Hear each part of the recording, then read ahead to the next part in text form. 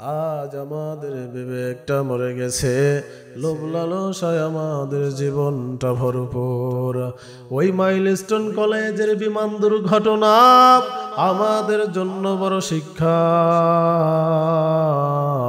কত প্রাণ চলে গেল রে বাবা, কত মায়ের বুক খালি হয়ে গেল, কত বাচ্চা বড় এতিম, কত বাবা সন্তান হারালো,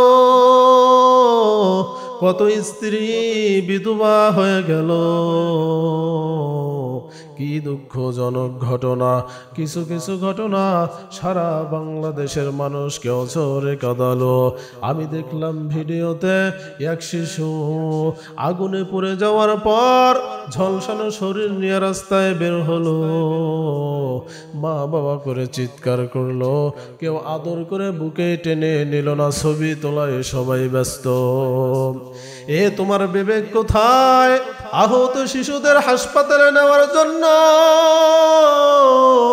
100 টাকার ভাড়া তুমি 1000 টাকা আদায় করে নিলা, 50 টাকার ভাড়া নিলা 200 টাকা, 10 টাকার ভাড়া নিলা তুমি 100 টাকা, 20 টাকার পানি নিলা 600 টাকা।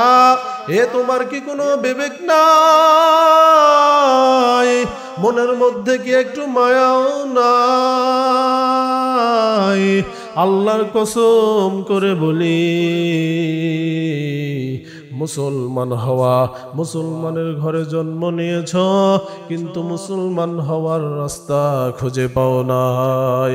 মুসলমানি ভুয়াদ গরদান নেহাদান, ইনানে বদ বদসতে খাজাদাদান গর্ব সুরদ আদমি সাবুদে আহমদ বু জাহলো হামে কে সাবুদে।